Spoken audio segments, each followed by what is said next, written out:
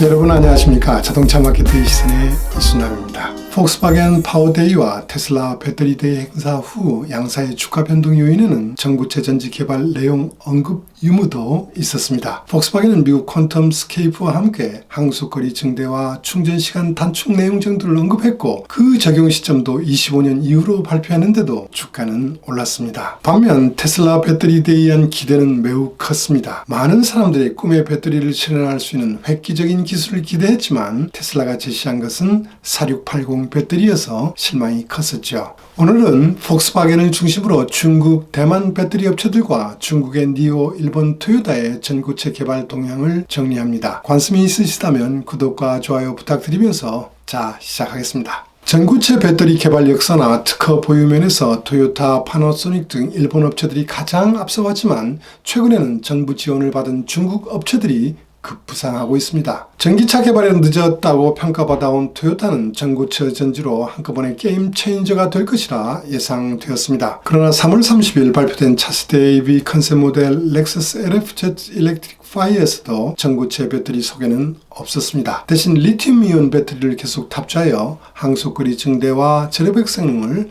3초대로 실현하겠다는 정도만 발표되었습니다. 이런 사이 최근에는 중국과 대만의 업체들이 전구체 배터리 개발에서 앞서고 있는 형국이 아닌가 생각됩니다. 특히 중국의 스타트업 니오는 테슬라 킬러를 표방하면서 내년 전구체 전지를 탑재한 차를 런칭하겠다는 계획까지 발표하였습니다. 발표한 내용이 너무 충격적이고 중국 업체에서 신뢰가 가지 않은 부분도 있습니다만 실현되면 토요타는 물론 테슬라, 폭스바겐을 크게 위협하면서 자율주행 개념의 패러다임을 바꾼 테슬라에 이어 배터리 개념의 패러다임을 바꿀 수 있는 계기가 될 수도 있을 것 같습니다. 전구체 전지에 대한 기대가 큰 만큼이나 대학이나 연구단체 그리고 수많은 스타트업들이 전구체 전지를 개발한다고 또는 개발했다고 발표는 하지만 그 이후 실용화되어 양산에 성공한 업체는 아직 없는 편입니다. 위에 열간 업체들은 전구체 전지를 이루고 있는 양극재, 음극재의 활물질, 전해질 재료, 단위 중량당 혹은 단위 최적당 에너지 밀도, 충방전 사이클 정보 중 전부는 아니어도 일부가 발표된 업체를 기준으로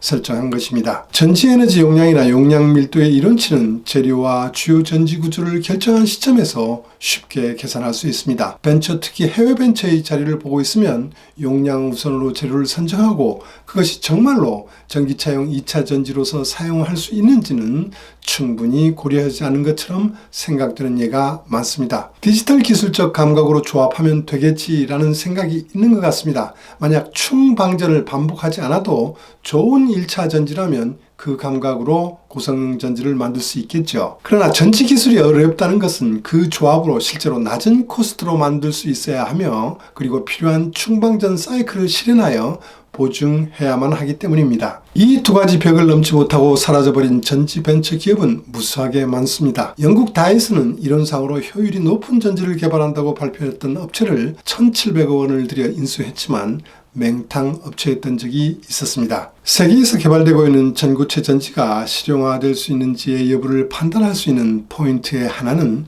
충방전 사이클 수명이 될 것입니다. 이번 폭스바겐의 파워데이 시 폭스바겐은 전구체 실용화를 위하여 미국의 퀀텀 스케이프와 공동으로 개발하고 있다는 부분을 강조했습니다. 폭스바겐은 퀀텀 스케이프와 12년부터 협력하고 있고 약 3억 불 이상을 출자하면서 최대의 주주가 되었습니다. 퀀텀 스케이프가 개발한 전구체 전지의 실온에서 질량 에너지 밀도는 300에서 400W per kg, 최적 에너지 밀도는 1000kg per liter 전후의 성능입니다. 폭스바겐은 전구체 전지로 변경 탑재하게 되면 현재의 전기차의 항속거리보다 30% 증대할 수 있다고 합니다. 항속거리 이상으로 폭스바겐이 전구체 전지 특성에서 기대를 하고 있는 부분은 급속 충전 시간 단축입니다. 현재의 전기차에서는 25분 정도 걸리지만 25년까지는 17분 이내로 25년 이후는 12분으로 단축할 수 있다고 자신감을 표명하고 있습니다. 그러나 이 전구체 배터리의 시험적 제조는 아직도 23년 이후라고 밝히고 있습니다. 앞에서도 설명했습니다만 충방전 사이클 수명은 전구체 전지의 실용화를 추진하는 데 중요한 성능 지표입니다. 폭스바겐 퀀텀 스케이프사가 공동으로 개발하는 전구체 배터리의 충방전 사이클은 800회 이상으로 방전 용량은 초기치에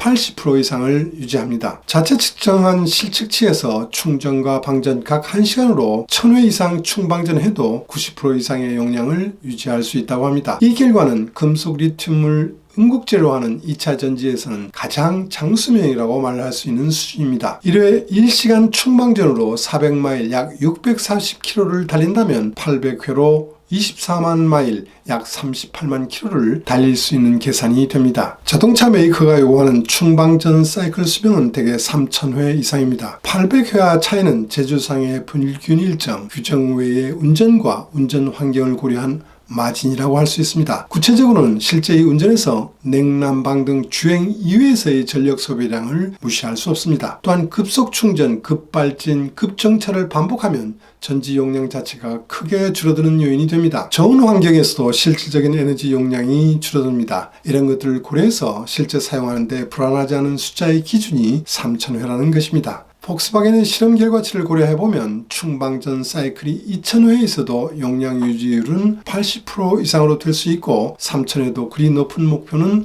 아니라고 할 수 있습니다. 저온 환경에서의 전지 방전 성능도 일부 알려졌습니다. 중량 에너지 밀도는 섭씨 0도에서 400W/kg 이상, 섭씨 영하 30도에서는 약 250W/kg으로 극저온에서도 꽤 높은 성능을 유지한다고 합니다. 결국 폭스바겐과 퀀텀스케이프가 발표한 전지 성능은 전고체 전지로서 꽤 높고 성능 숫자가 정말이라면 토요타가 개발 중인 전고체 전지에 비교될 수준입니다. 단지 현재는 아직 실험실에서의 시작품에 불과하여 양산 기술은 2025년 이후가 된다고 합니다. 퀀텀스케이프의 추가가 성능 지표 첫 공개 후 2배로 급등하였지만 약 1개월 후 원래 수준으로 떨어진 것도 정말로 양산을 할 수 있을까에 대한 반신반의하는 현상이 반영된 것이 아닐까라고 생각됩니다. 중국 전기업체 니우가 올해 1월 9일 전고체 전지에 대해서 발표한 내용은 정말 충격적입니다. 니켈이 울트라 리치로 나노 입자로 코팅된 양극재를 이용하고 음극은 카본 재료와 실리콘의 혼합 재료를 이용합니다. 전해질은 최초 액초에서 제조도 중에 고체로 된 하이브리드 재료를 이용하며 중량 에너지 밀도는 360W/kg으로 22년에 양산하여 니우가 동시에 발표한 신형 EV ET7에 탑재하면 항속거리가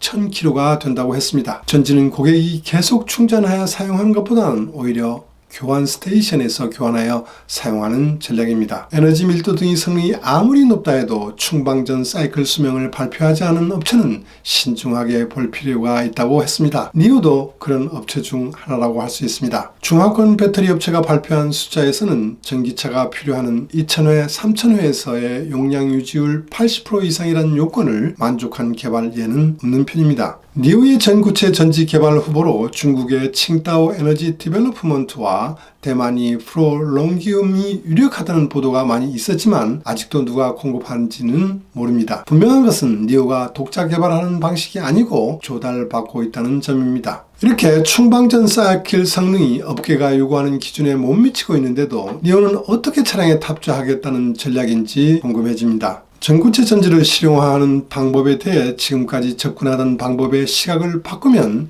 실용화를 가로막는 충방전 사이클의 수명의 벽은 다른 방법으로 우회할 수 있을 것입니다. 구체적으로는 차량의 마스, 모빌리티 에서 서비스화와 그 일환으로 전지 교환 서비스 또는 전지의 리사이클이 보급되면 전지의 수명은 중요한 문제가 되지 않을 가능성도 있습니다. 서비스라면 전지의 여론은 파악할 수 있습니다. 또 전지 용량이 줄어드는 단계에선 차량 또는 전지를 거의 새 것으로 싸게 또는 거의 무료로 단시간에 교환할 수 있다면 운송 사업자를 포함한 고객 측면에서도 불만은 없을 것입니다. 중국에서 니우가 전지 교환 스테이션을 빠른 속도로 도입하고 있는 것은 그것을 염두에 둔 전략일 가능성이 있습니다. 전지 교환 서비스는 이미 테슬라가 특허도 갖고 있습니다만 테슬라는 2015년경 모델 3를 개발할 당시 여러 가지를 검토하여 이 부분을 포기했습니다. 당시와는 시대가 변했습니다. 전기차 시장 규모와 전지 코스트가 아주 달라졌습니다. 중국 애들 하는 거 말도 안 돼요.